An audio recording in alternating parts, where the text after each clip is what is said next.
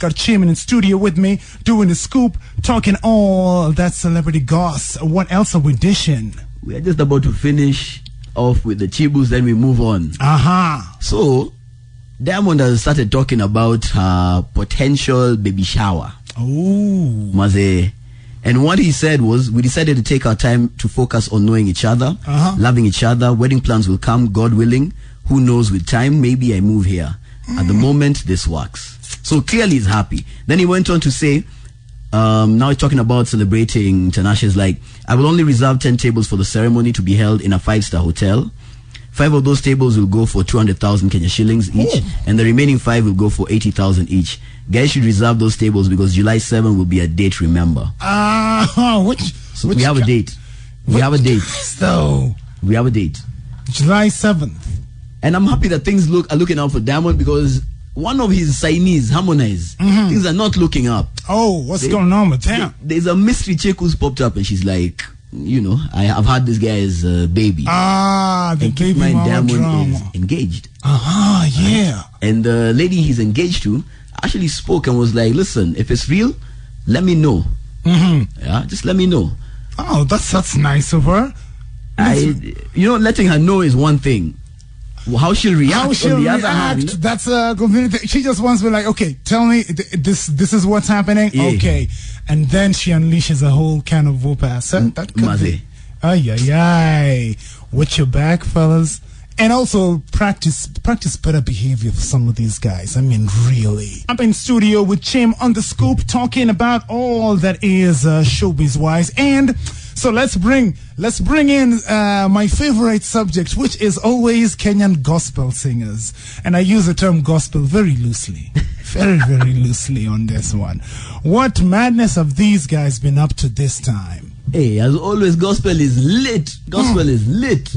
So we have Willy Paul, we have DK Kwenye Beat finally opening up about the scandal that was. We have Ringtone, who's been looking for a wife. Oh my God, this guy. Let's start with Ringtone, because his is closely tied to TZ, where we have just left. So Ringtone has been walking around with a placard saying that he's looking for a wife. Honestly, make an embarrassment. What are you doing, sir? Wait for it. It gets yet more embarrassing. So he went to JCC with the same placard. Oh, yeah. And the guards were having none of it. That's what's up. Mpaka they called the cops. They kicked this guy out. He was roughed up. Maze, he left there like... out of church. Man. Oh, the irony. And I thought church is open to everyone. Right. Anyway, seems like he landed himself a pretty good chick. Or so it seems, because he's released a song titled Looking for a Wife. And it features Harmonize's ex, a lady by the name of Jacqueline Wolper. Whoa. Right?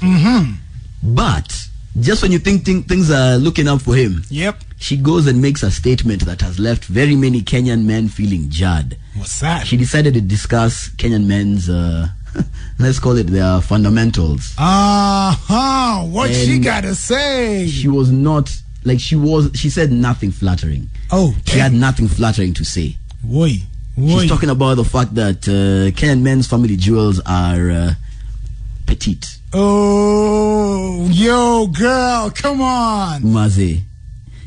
Shame on the man who gave.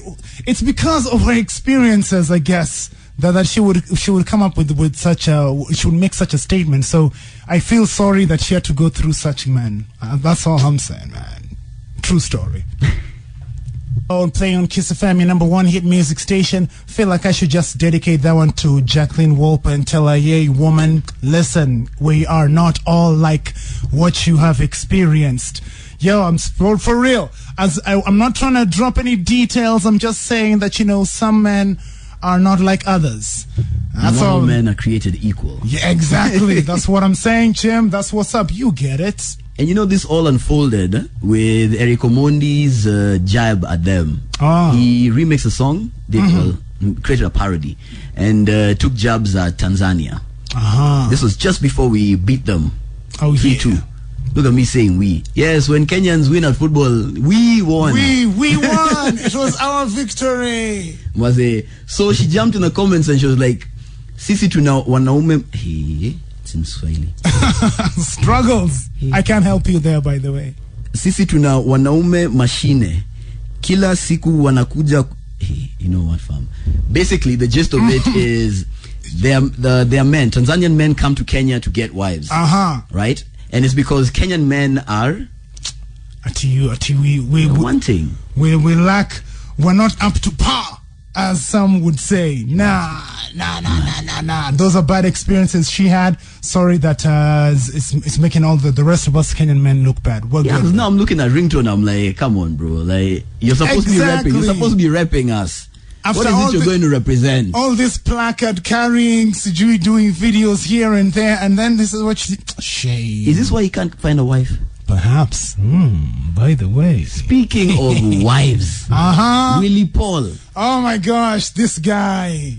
A few months back, Mpasho.co.ke introduced Kenyans to Willy Paul's baby and his baby mama. Oh yeah. And we were they were meant to be getting married later, but it seems like Willy Paul is having none of that. He doesn't want stories of marriage. Maze. And he said for him, for now, he's just single, and the reason he's single is because Kenyan women are just too complicated. They're just too difficult to understand. And okay, on this one, I won't lie, I'm feeling him. Okay. Kenyan women are complicated. I feel like all women are just complicated. Like, Kenyan women come with a specific complication.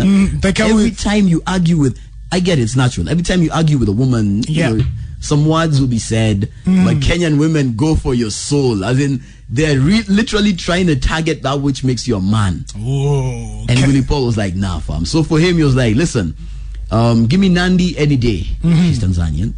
Give me Elaine from Jamaica any day. But Kenyan girl and settling down, that's not for me.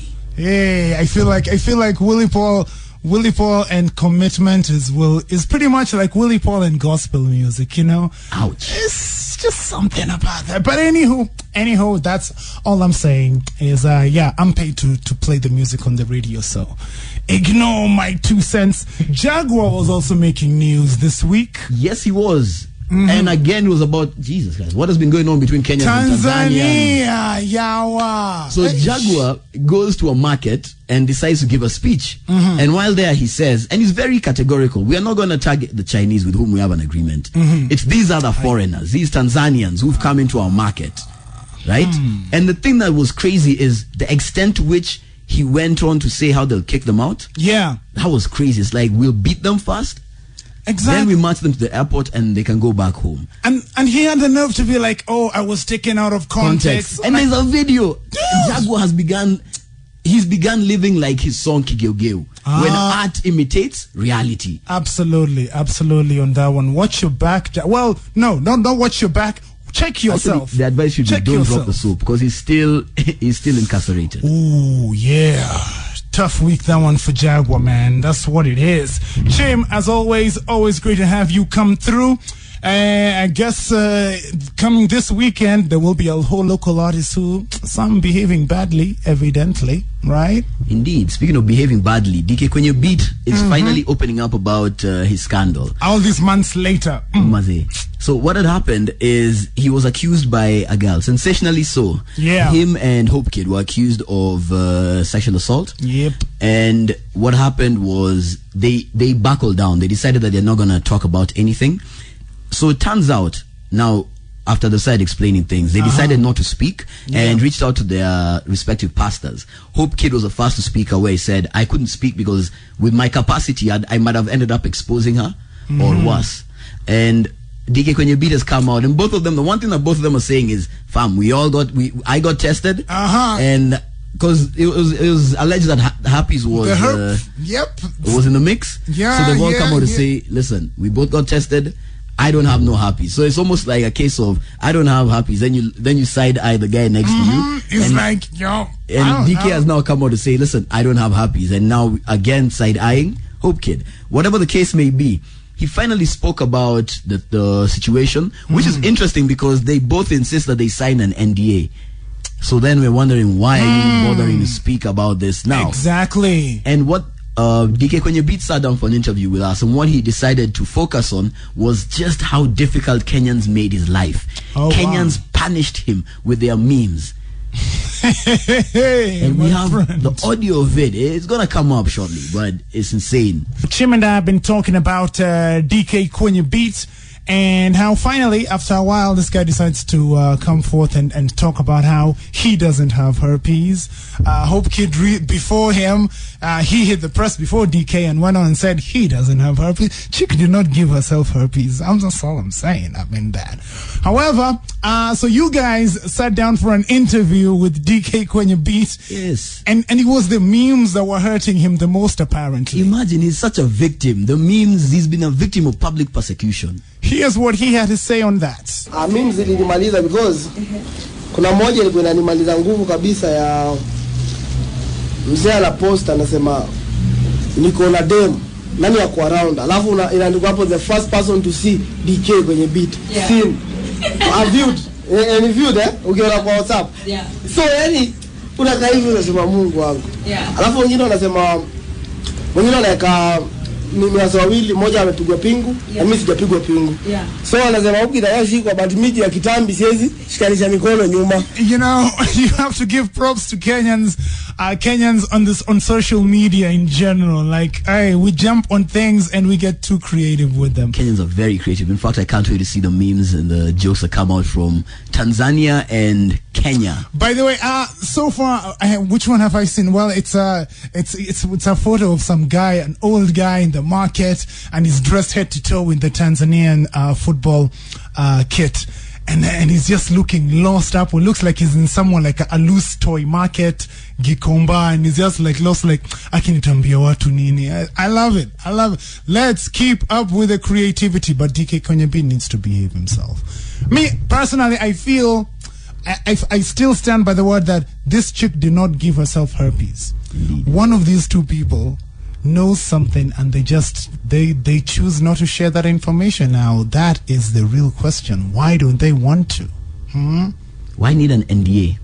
Exactly. Why? I mean, whenever you have an NDA brought into the picture, it's clear that there is something you're hiding. You don't want people to find out. Guys, go repent. Be the bigger person, DK Kwenye Beat, and hold studio with Chim and touching on things. Fantastic! I love it when I make a good segue, and we're just touching on matters regarding all the showbiz news. So that's how I segued from that song into our next subject. One of the things that made news this week was trial things back in court. Jackie Maribe and that guy Joey. Elias Haron. Oh, that was... Yeah, they've amended the charge sheet to include the alias Haron. And some of the things that some of the evidence that they presented this week is very interesting, very noteworthy. For instance, a box of bullets was found in Jackie Maribe's apartment. Now that's just not the kind of thing you find anywhere. You know, it's not like a power bank that just happens to be in your home. These are bullets. What were you doing with bullets, though? And they were found concealed in the ceiling. Oh man! So you know, this is tricky. It actually shows you that you need to know whomever it is that you allow into your house, into your space. Exactly. You need to know who that person is. Like, because I'm guessing the thing was she like he probably maybe he snuck them up there when she was asleep, when he was not there. Like, it's crazy stuff when you think about it. So I'm just out here saying, yo, you need to definitely know. I don't know who TV and radio girl is. All I know is that politician was at a club in Kilimani, the clubs I never get allowed into, and they were having drinks and a good time, and then shortly wife comes in like, what are you doing with this chick? This TV girl freaks out. He's like, oh no, I've been busted. And it was a whole scene. Unfortunately, thank you for that lead. Mpashu.co.ke and Kiss100.co.ke. We are going to look into it. Yes, thank you for do. that. Please do. That's an awesome lead. I'd want to know who that TV/radio We'll let you know who the girl TV girl is. Yeah. Give me about a week. Awesome stuff. Speaking of TV girls, Betty Kyallo. Ooh, lovely. And her ex-husband, Dennis Okari. That relationship seems like it's dead and buried. Yes. Because their daughter celebrated her 5th birthday and her father was nowhere to be seen. Oh. Yes. Talk about it strange. The father was... Dennis Okari did not get to celebrate his daughter's 5th birthday. Man. I hope it was because he was on a sign, but still, even it would reflect badly. Like, you can't make time for your kid, and it's been such a tumultuous thing with that couple from the time they split up. Sometimes I see on social media she's throwing subtweets here, and that are like, yes, it's crazy. I'm like, man, I wish they would settle their things offline, but because they started it online, I guess that's just a trend that they're gonna follow. And when describing the party, Betty Kyallo said it was a party fit for a princess like Ivana. That's the name of their daughter. I love the decor, and Ivana loved it too. She was a star. But keep in mind, I need everyone to understand this. Dennis Okari and his new wife Naomi Joy were not present. He already got married, right? He's remarried. He's moved on. He's moved on. Brother is just trying to rebuild his life. I think that's the best way for you to get one over your ex. Move on. Absolutely. Kenyans' creativity, their imagination. Oh yeah. Linda Ogutu, she's a KTN presenter. Recently took to Twitter. You know the way it's been cold at night. Actually, it's been really cold. Man, I hate this weather. I swear, I wish I could wake up in December. True story. I've grown to like it because I won't lie. It allows me to slide into people's DMs and be like, "Yo, instead of you freezing on your own, are you freezing like me? Let's warm each other." You know. Yeah. So Linda Ogutu decided to go on Twitter and she typed out. This one I've actually been practicing. Fantastic. Mtu anisaidie na kuni imekauka kapsa. Hi baridi makana hita haziwezi. Hey, guy, who are Kenyans? Who are Kenyans? See, Kenyans ran with that. You're asking for kuni. Kuni is euphemism, for those of you who don't know, for something else as well. You want that wood? Anataka mbao. Umaze. Kijiti. The same one that Jacqueline Wolper is saying Kenyan men are not endowed with. So, she's saying she wants wood.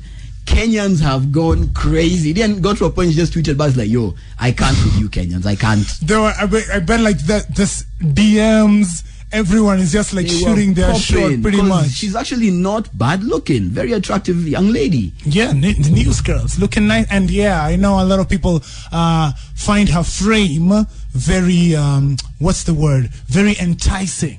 Yeah, would be the word. Because guys were asking questions like, "Where do I have them delivered?" I hope she didn't. I hope she didn't give out her address. Because a guy might turn up in nothing but a bathrobe. Yikes.